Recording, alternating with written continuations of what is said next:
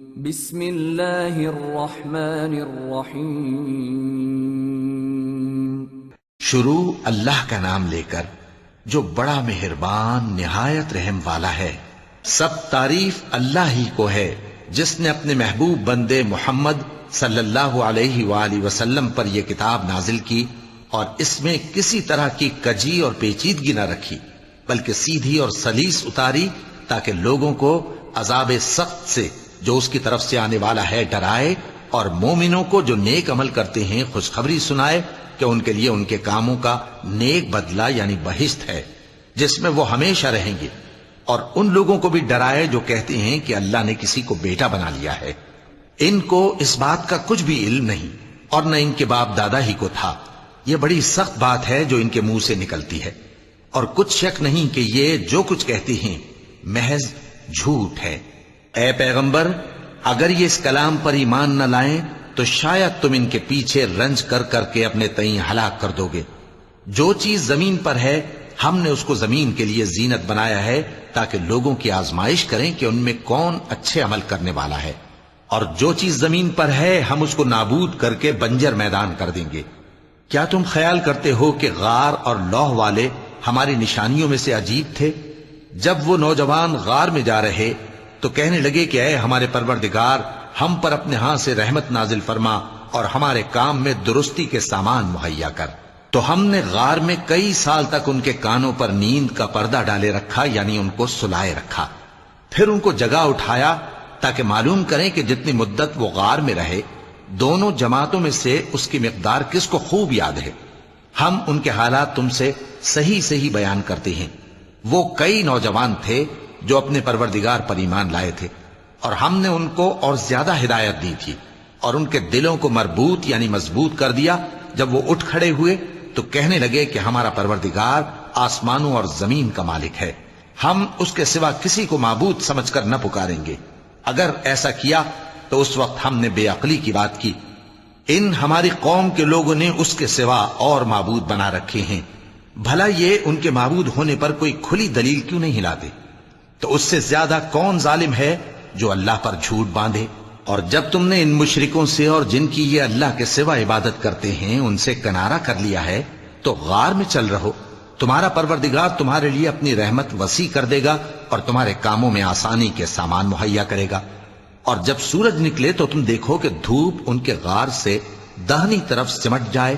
اور جب غروب ہو تو ان سے بائیں طرف کترا جائے، اور وہ اس غار کے کشادہ حصے میں تھے۔ یہ اللہ کی نشانیوں میں سے ہیں، جس کو اللہ ہدایت دے وہ ہدایت یاب ہے، اور جس کو گمراہ رہنے دے تو تم اس کے لیے کوئی دوست راہ بتانے والا نہ پاؤ گے۔ اور تم ان کے متعلق خیال کرو کہ وہ جاگ رہے ہیں حالانکہ وہ سوتے ہیں، اور ہم ان کو دائیں اور بائیں کروٹ بدلاتے تھے، اور ان کا کتا چوکھٹ پر دونوں ہاتھ پھیلائے ہوئے تھا۔ اگر تم ان کو جھانک کر دیکھتے تو پیٹ پھیر کر بھاگ جاتے اور ان سے دہشت میں آ جاتے۔ اور اسی طرح ہم نے ان کو اٹھایا تاکہ آپس میں ایک دوسرے سے دریافت کریں۔ ایک کہنے والے نے کہا کہ تم یہاں کتنی مدت رہے؟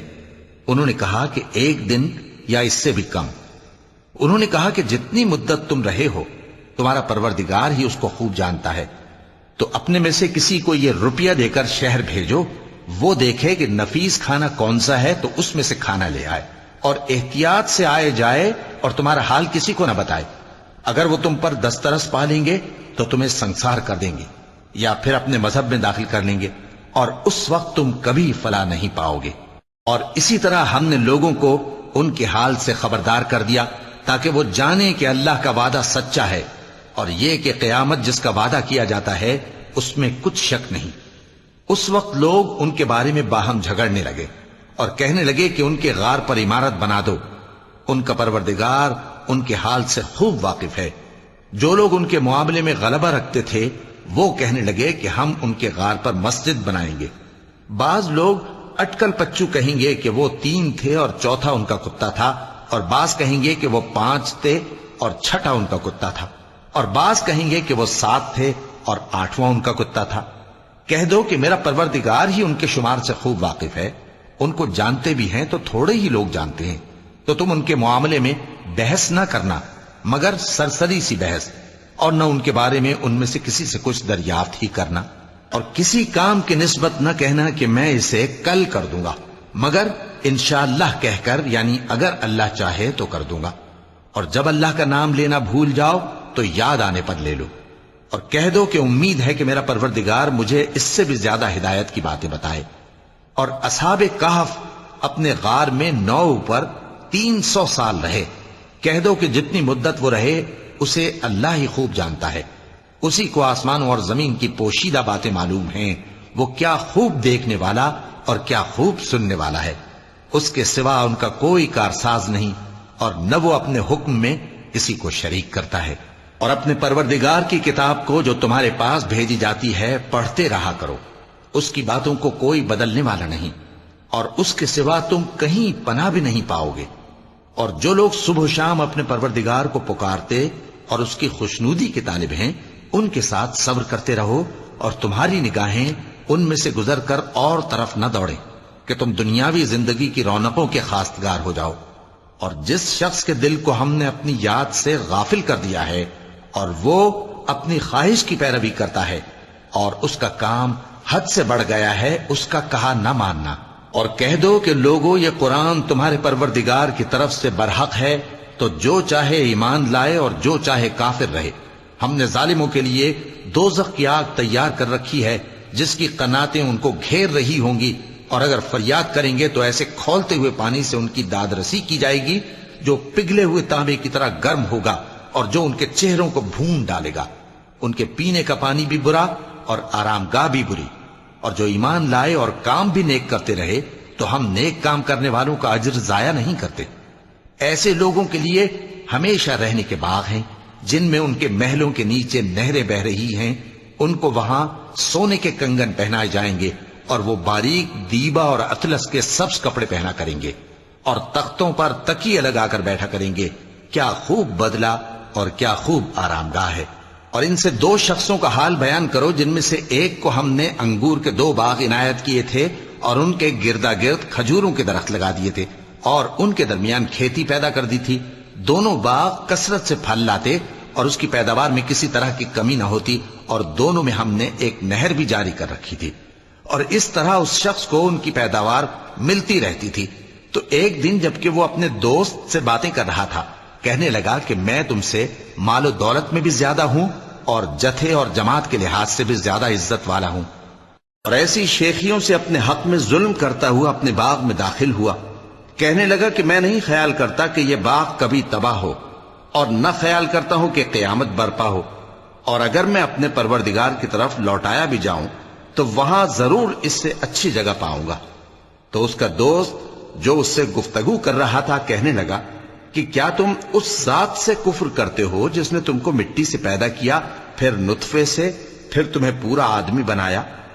مگر میں تو یہ کہتا ہوں کہ اللہ ہی میرا پروردگار ہے، اور میں اپنے پروردگار کے ساتھ کسی کو شریک نہیں کرتا۔ اور جب تم اپنے باغ میں داخل ہوئے تو تم نے ماشاء اللہ لا قوت الا باللہ کیوں نہ کہا؟ اگر تم مجھے مال و اولاد میں اپنے سے کمتر دیکھتے ہو تو عجب نہیں کہ میرا پروردگار مجھے تمہارے باغ سے بہتر عطا فرمائے، اور تمہارے اس باغ پر آسمان سے آفت بھیج دے تو وہ صاف میدان ہو جائے، یا اس باغ کی نہر کا پانی گہرائی میں اتر جائے تو پھر تم اسے تلاش نہ کر سکو،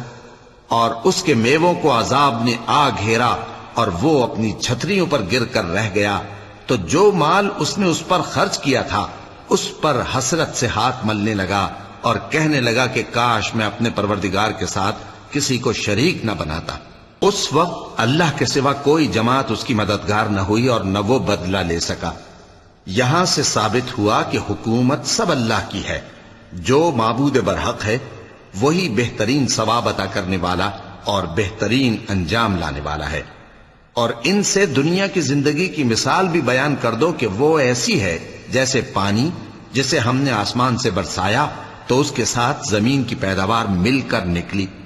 پھر وہ چورا چورا ہو گئی کہ ہوائیں اسے اڑاتی پھرتی ہیں، اور اللہ تو ہر چیز پر قدرت رکھتا ہے۔ مال اور بیٹے تو دنیا کی زندگی کی رونق و زینت ہیں، اور نیکیاں جو باقی رہنے والی ہیں وہ ثواب کے لحاظ سے تمہارے پروردگار کے ہاں بہت اچھی اور امید کے لحاظ سے بہت بہتر ہیں۔ اور جس دن ہم پہاڑوں کو چلائیں گے اور تم زمین کو صاف میدان دیکھو گے اور ان لوگوں کو ہم جمع کر لیں گے تو ان میں سے کسی کو بھی نہیں چھوڑیں گے، اور سب تمہارے پروردگار کے سامنے صف باندھ کر لائے جائیں گے، تو ہم ان سے کہیں گے کہ جس طرح ہم نے تم کو پہلی بار پیدا کیا تھا اسی طرح آج تم ہمارے سامنے آئے، لیکن تم نے تو یہ خیال کر رکھا تھا کہ ہم نے تمہارے لیے قیامت کا کوئی وقت مقرر ہی نہیں کیا، اور اعمال کی کتاب کھول کر رکھی جائے گی تو تم گناہگاروں کو دیکھو گے کہ جو کچھ اس میں لکھا ہوگا اس سے ڈر رہے ہوں گے، اور کہیں گے ہائے شامت، یہ کیسی کتاب ہے کہ نہ چھوٹی بات کو چھوڑتی ہے نہ بڑی کو، کوئی بات بھی نہیں مگر اسے لکھ رکھا ہے، اور جو جو عمل کیے ہوں گے سب کو حاضر پائیں گے، اور تمہارا پروردگار کسی پر ظلم نہیں کرے گا۔ اور جب ہم نے فرشتوں کو حکم دیا کہ آدم کو سجدہ کرو تو سب نے سجدہ کیا مگر ابلیس نے نہ کیا، وہ جنات میں سے تھا تو اپنے پروردگار کے حکم سے باہر ہو گیا۔ کیا تم اس کو اور اس کی اولاد کو میرے سوا دوست بناتے ہو، حالانکہ وہ تمہارے دشمن ہیں، اور شیطان کی دوستی ظالموں کے لیے اللہ کی دوستی کا برا بدل ہے۔ میں نے ان کو نہ تو آسمانوں اور زمین کے پیدا کرنے کے وقت بلایا تھا اور نہ خود ان کے پیدا کرنے کے وقت، اور میں ایسا نہ تھا کہ گمراہ کرنے والوں کو مددگار بناتا۔ اور جس دن اللہ فرمائے گا کہ اب میرے شریکوں کو جن کی نسبت تم معبود ہونے کا گمان رکھتے تھے بلاؤ، تو وہ ان کو بلائیں گے مگر وہ ان کو کچھ جواب نہ دیں گے، اور ہم ان کے درمیان ہلاکت کی ایک جگہ بنا دیں گے، اور گناہگار لوگ دوزخ کو دیکھیں گے تو یقین کر لیں گے کہ وہ اس میں پڑنے والے ہیں، اور اس سے بچنے کا کوئی راستہ نہ پائیں گے۔ اور ہم نے اس قرآن میں لوگوں کے سمجھانے کے لیے طرح طرح کی مثالیں بیان فرمائی ہیں، لیکن انسان سب چیزوں سے بڑھ کر جھگڑالو ہے، اور لوگوں کے پاس جب ہدایت آ گئی تو ان کو کس چیز نے منع کیا کہ ایمان لائیں اور اپنے پروردگار سے بخشش مانگیں، بجز اس کے کہ اس بات کے منتظر ہوں کہ انہیں بھی پہلوں کا سا معاملہ پیش آئے یا ان پر عذاب سامنے سے آ جائے۔ اور ہم جو پیغمبروں کو بھیجا کرتے ہیں تو صرف اس لیے کہ لوگوں کو اللہ کی نعمتوں کی خوشخبریاں سنائیں اور عذاب سے ڈرائیں، اور جو کافر ہیں وہ باطل کی مدد سے جھگڑا کرتے ہیں تاکہ اس سے حق کو پھسلا دیں، اور انہوں نے ہماری آیتوں کو اور جس چیز سے ان کو ڈرایا جاتا ہے اسے ہنسی بنا لیا ہے۔ اور اس سے بڑھ کر ظالم کون، جس کو اس کے پروردگار کی آیات کے ذریعے سمجھایا گیا تو اس نے ان سے منہ پھیر لیا، اور جو اعمال وہ آگے کر چکا اس کو بھول گیا۔ ہم نے ان کے دلوں پر پردے ڈال دیے کہ اسے سمجھ نہ سکیں، اور کانوں میں ثقل پیدا کر دیا ہے کہ سن نہ سکیں، اور اگر تم ان کو رستے کی طرف بلاؤ تو کبھی رستے پر نہ آئیں گے، اور تمہارا پروردگار بخشنے والا صاحب رحمت ہے۔ اگر وہ ان کے کرتوتوں پر ان کو پکڑنے لگے تو ان پر جھٹ عذاب بھیج دے، مگر ان کے لیے ایک وقت مقرر کر رکھا ہے کہ اس کے عذاب سے کوئی پناہ کی جگہ نہ پائیں گے۔ اور یہ بستیاں جو ویران پڑی ہیں، جب انہوں نے کفر کر کے ظلم کیا تو ہم نے ان کو تباہ کر دیا، اور ان کی تباہی کے لیے ایک وقت مقرر کر دیا تھا۔ اور جب موسیٰ نے اپنے شاگرد سے کہا کہ جب تک میں دو دریاؤں کے ملنے کی جگہ نہ پہنچ جاؤں ٹلنے کا نہیں، خاص صدیوں چلتا رہوں، پھر جب وہ دونوں ان دریاؤں کے سنگم پر پہنچے تو اپنی مچھلی بھول گئے، پھر اس مچھلی نے دریا میں سرنگ کی طرح اپنا رستہ بنا لیا۔ جب آگے چلے تو موسیٰ نے اپنے شاگرد سے کہا کہ ہمارا کھانا لاؤ، اس سفر سے ہم کو بہت تکان ہو گئی ہے۔ اس نے کہا کہ بھلا آپ نے دیکھا کہ جب ہم نے اس چٹان کے پاس آرام کیا تھا تو میں مچھلی وہیں بھول گیا، اور مجھے آپ سے اس کا ذکر کرنا شیطان نے بھلا دیا، اور اس مچھلی نے عجیب طرح سے دریا میں اپنا رستہ بنایا۔ موسیٰ نے کہا یہی تو وہ مقام ہے جسے ہم تلاش کرتے تھے، تو وہ اپنے پاؤں کے نشان دیکھتے دیکھتے لوٹ گئے۔ وہاں انہوں نے ہمارے بندوں میں سے ایک بندہ دیکھا جس کو ہم نے اپنے ہاتھ سے رحمت خاص سے نوازا تھا اور اپنے پاس سے ایک خاص علم بخشا تھا۔ موسیٰ نے ان سے جن کا نام خضر تھا کہا کہ جو علم اللہ کی طرف سے آپ کو سکھایا گیا ہے، اگر آپ اس میں سے مجھے کچھ بھلائی کی باتیں سکھائیں تو میں آپ کے ساتھ رہوں۔ خضر نے کہا کہ تم میرے ساتھ رہ کر صبر نہیں کر سکو گے، اور جس بات کی تمہیں خبر ہی نہیں اس پر صبر کر بھی کیسے سکتے ہو؟ موسیٰ نے کہا اللہ نے چاہا تو آپ مجھے صابر پائیے گا، اور میں آپ کے ارشاد کے خلاف نہیں کروں گا۔ خضر نے کہا اگر تم میرے ساتھ رہنا چاہو تو شرط یہ ہے مجھ سے کوئی بات نہ پوچھنا، جب تک میں خود اس کا ذکر تم سے نہ کروں۔ تو دونوں چل پڑے، یہاں تک کہ جب کشتی میں سوار ہوئے تو خضر نے کشتی کو پھاڑ ڈالا۔ موسیٰ نے کہا، کیا آپ نے اس کو اس لیے پھاڑا ہے کہ سواروں کو غرق کر دی؟ یہ تو آپ نے بڑی عجیب بات کی۔ خضر نے کہا، کیا میں نے نہیں کہا تھا کہ تم میرے ساتھ صبر نہ کر سکو گے؟ موسیٰ نے کہا کہ جو بھول مجھ سے ہوئی اس پر مواخذہ نہ کیجیے اور میرے معاملے میں مجھ پر مشکل نہ ڈالیے۔ پھر دونوں چلے، یہاں تک کہ رستے میں ایک لڑکا ملا تو خضر نے اسے مار ڈالا۔ موسیٰ نے کہا کہ آپ نے ایک بے گناہ شخص کو ناحق بغیر قصاص کے مار ڈالا، یہ تو آپ نے بری بات کی۔ خضر نے کہا، کیا میں نے نہیں کہا تھا کہ تم سے میرے ساتھ صبر نہیں ہو سکے گا؟ انہوں نے کہا کہ اگر میں اس کے بعد پھر کوئی بات پوچھوں یعنی اعتراض کروں تو مجھے اپنے ساتھ نہ رکھیے گا کہ آپ میری طرف سے عذر کے قبول کرنے میں حد کو پہنچ گئے ہیں۔ پھر دونوں چلے، یہاں تک کہ گاؤں والوں کے پاس پہنچے اور ان سے کھانا طلب کیا۔ انہوں نے ان کی ضیافت کرنے سے انکار کیا۔ پھر انہوں نے وہاں ایک دیوار دیکھی جو گرا چاہتی تھی تو خضر نے اس کو سیدھا کر دیا۔ موسیٰ نے کہا کہ اگر آپ چاہتے تو ان سے اس کا معاوضہ لے لیتے تاکہ کھانے کا کام چلتا۔ خضر نے کہا کہ اب مجھ میں اور تم میں علیحدگی، مگر جن باتوں پر تم صبر نہ کر سکے میں ان کا تمہیں بھید بتائے دیتا ہوں کہ وہ جو کشتی تھی غریب لوگوں کی تھی جو دریا میں محنت کر کے یعنی کشتیاں چلا کر گزارا کرتے تھے، اور ان کے سامنے کی طرف ایک بادشاہ تھا جو ہر اچھی کشتی کو زبردستی چھین لیتا تھا۔ تو میں نے چاہا کہ اسے عیبدار کر دوں تاکہ وہ اسے غصب نہ کر سکے۔ اور وہ جو لڑکا تھا اس کے ماں باپ دونوں مومن تھے، ہمیں اندیشہ ہوا کہ وہ بڑا ہو کر بد کردار ہوگا تو کہیں ان کو سرکشی اور کفر میں نہ پھنسا دے، تو ہم نے چاہا کہ ان کا پروردگار اس کی جگہ ان کو اور بچہ عطا فرمائے جو اخلاقی پاکیزگی میں بہتر اور محبت میں زیادہ قریب ہو۔ اور وہ جو دیوار تھی سو 2 یتیم لڑکوں کی تھی جو شہر میں رہتے تھے، اور اس کے نیچے ان کا خزانہ دفن تھا، اور ان کا باپ ایک نیک آدمی تھا۔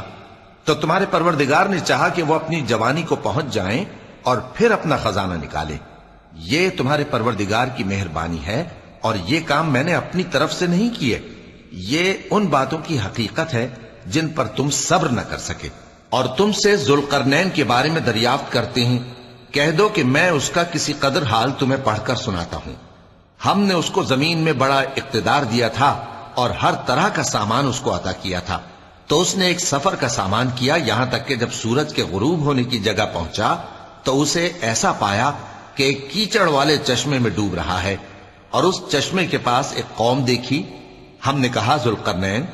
تم ان کو خواہ تکلیف دو خواہ ان کے بارے میں بھلائی اختیار کرو، دونوں باتوں کی تم کو قدرت ہے۔ ذوالقرنین نے کہا کہ جو کفر و بد کرداری سے ظلم کرے گا اسے ہم سزا دیں گے، پھر وہ اپنے پروردگار کی طرف لوٹایا جائے گا تو وہ بھی اسے بڑا عذاب دے گا، اور جو ایمان لائے گا اور عمل نیک کرے گا اس کے لیے بہت اچھا بدلہ ہے، اور ہم اپنے معاملے میں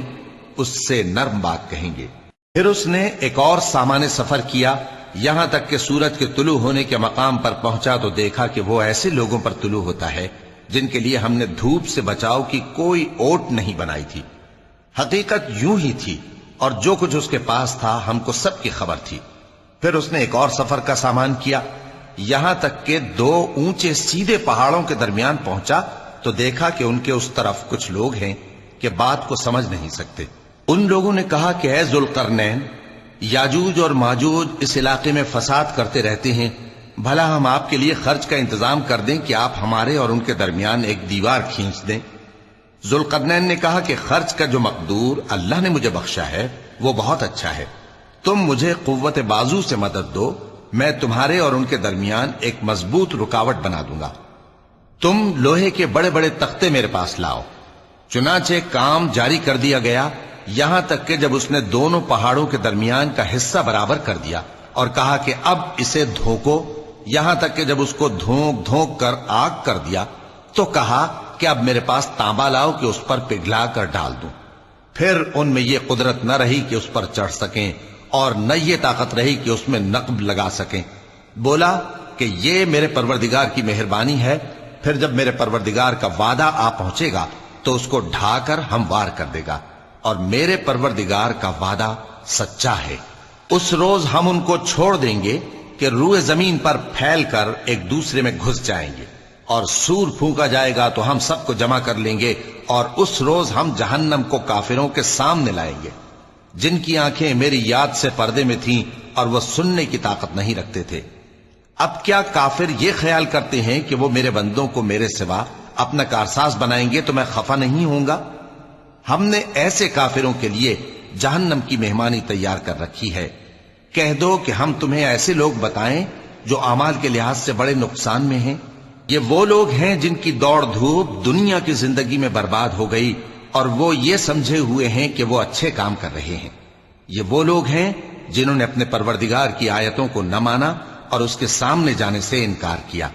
تو ان کے اعمال ضائع ہو گئے، سو ہم قیامت کے دن ان کے لیے کچھ بھی وزن قائم نہیں کریں گے۔ یہ ان کی سزا ہے، یعنی جہنم، اس لیے کہ انہوں نے کفر کیا اور ہماری آیتوں اور ہمارے پیغمبروں کی ہنسی اڑائی۔ جو لوگ ایمان لائے اور عمل نیک کیے، ان کے لیے بہشت کے باغ بطور مہمانی ہوں گے، ہمیشہ ان میں رہیں گے اور وہاں سے مکان بدلنا نہ چاہیں گے۔ کہہ دو کہ اگر سمندر میرے پروردگار کی باتوں کے لکھنے کے لیے روشنائی ہو تو قبل اس کے کہ میرے پروردگار کی باتیں تمام ہوں سمندر ختم ہو جائے، اگرچہ ہم ویسا ہی اور اس کی مدد کو لائیں۔ کہہ دو کہ میں تمہاری طرح کا ایک بشر ہوں، البتہ میری طرف وہی آتی ہے کہ تمہارا معبود وہی ایک معبود ہے، تو جو شخص اپنے پروردگار سے ملنے کی امید رکھے چاہیے کہ عمل نیک کرے اور اپنے پروردگار کی عبادت میں کسی کو شریک نہ بنائے۔ صدق اللہ العظیم۔